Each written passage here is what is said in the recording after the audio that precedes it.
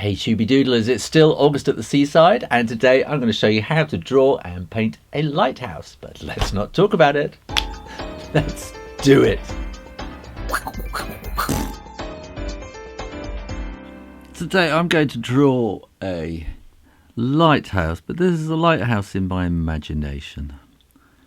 And so I'm going to give it a little kind of copper dome with a lightning thing on the top. Conductor, I was just about to say extractor. And then just a little bit shallower. This is going to be the lantern. And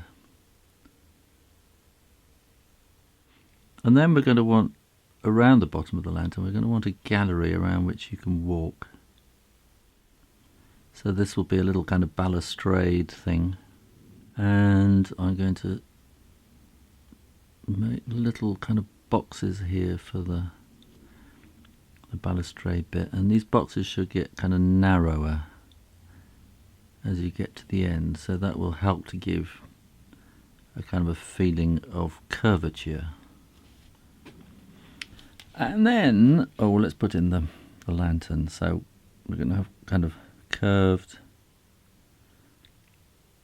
kind of crisscross panel effect, so it's just slightly curved. Now I want this coming down at a slightly curvy kind of angle. So this is completely out of my imagination, really. Well, it's not completely out of my imagination because I have been looking at pictures. So I've been looking at lots of pictures. So this is in my imagination. There's a whole mishmash of different sort of styles of old, kind of antique-y lighthouses. And I'm going to have the door, the entrance in here, down here. And I'm going to have a kind of a thickness for the entrance. And then you'll have the door. And there'll be a kind of a landing jetty stage. And then there'll be a staircase going down to the water, and that'll be rocks. So I'm imagining here there's a kind of probably need a few more steps like that, and this is where the water is kind of coming up, and that'll be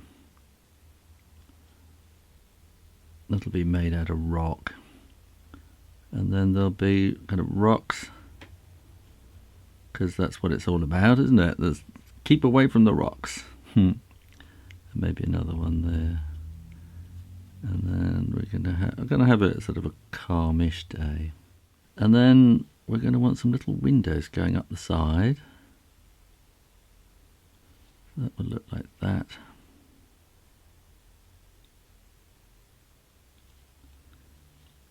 Another little window there. We're going to see a bit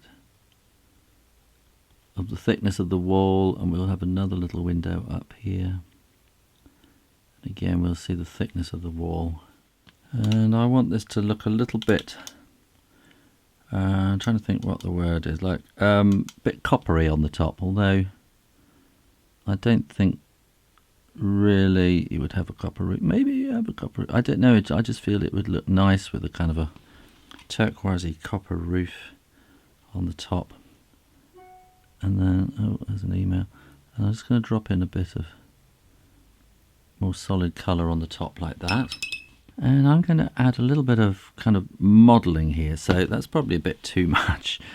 But what I want is now I'm going to clean the water, wet my brush, and add clean water on each side so that it's darker in the middle, and this will give us a kind of modelling to the whole thing, and by that I mean giving a kind of a curvature to the whole edge. I think I should probably have put the water on first and then drop the colour in afterwards. I'm probably going to regret having done it quite that quickly. Sometimes different papers work differently, and you get used to different things. So I wasn't expecting that. And some colours are more malleable in that you can kind of move them about a bit more. So anyway, well, I'm giving this a kind of a shade onto this side. So so I'm assuming now that the sun has moved around. So you can do that when you're making it up. And I'm going to put all these rocks in. And we're going to get little bits of shadow in there. Now, in the lantern here, you kind of want to get a feeling of it being glass. And so, while it's kind of transparent, it's not. So we just want to give a feeling of these panes of glass in there like that. And we can just paint in between these balustrades.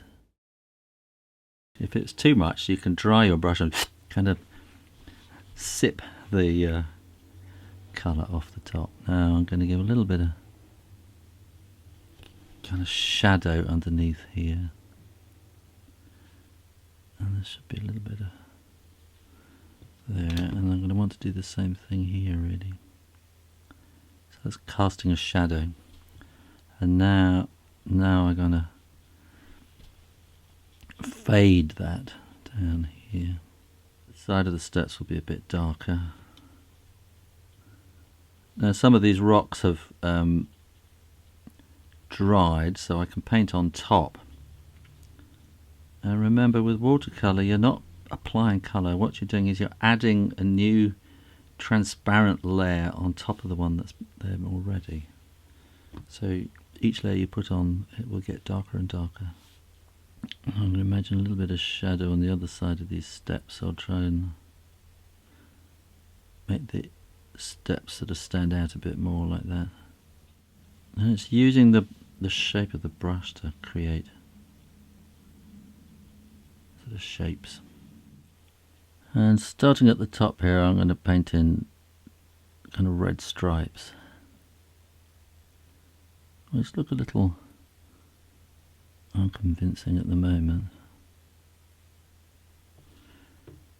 But then I'm going to drop in a bit more colour, a darker, brighter colour in there. And again, we've got the kind of grey shading underneath it, so the red is kind of quite clear where I'm applying it now. It's quite bright, but over on this side it's quite dark because the red is a transparency that's being laid over the dark grey that's already there. Have the sea quite calm. It's going to be the calm before the storm. What I'm going to do is to completely wet the paper here. I'm being quite careful around the lighthouse, so it's all quite nice and wet.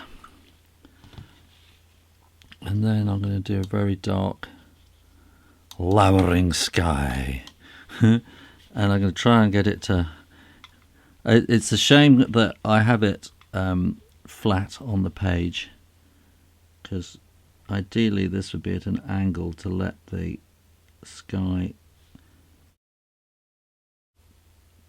let this colour kind of roll down the page, whereas I'm having to kind of pull it down the page. And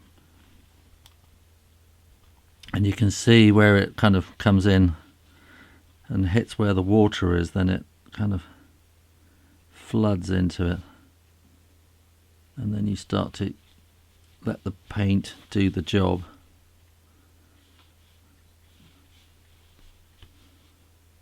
And what I'm wanting is to get it kind of standing out against the grey sky.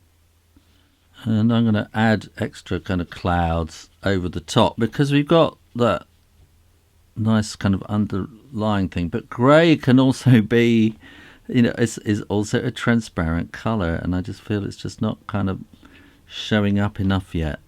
That the lighthouse isn't quite standing out enough against the sky, so I'm kind of going to add these clouds on the top. So I've got the what I did before has kind of laid the foundations and given a kind of smeariness, and so I'm just kind of adding shapes really because I want the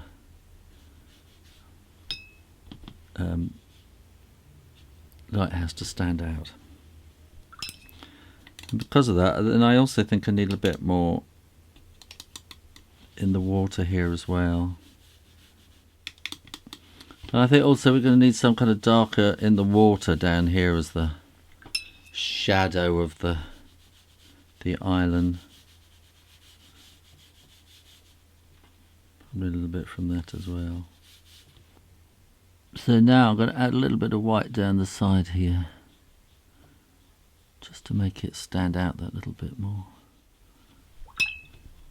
And then we're going to want to kind of fade it into the red.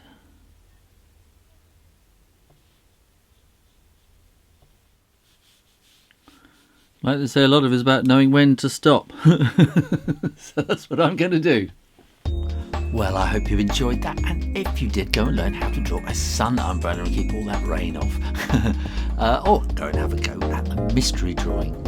Either way, make sure you are subscribed to the Shoo Rayner drawing channel for new drawing videos every Monday and Friday, and come visit my website shooraynerdrawing.com, where you might find out information about upcoming live shows. In the meantime, keep drawing. Practice. And I'll see you next time. You take care now. Bye bye.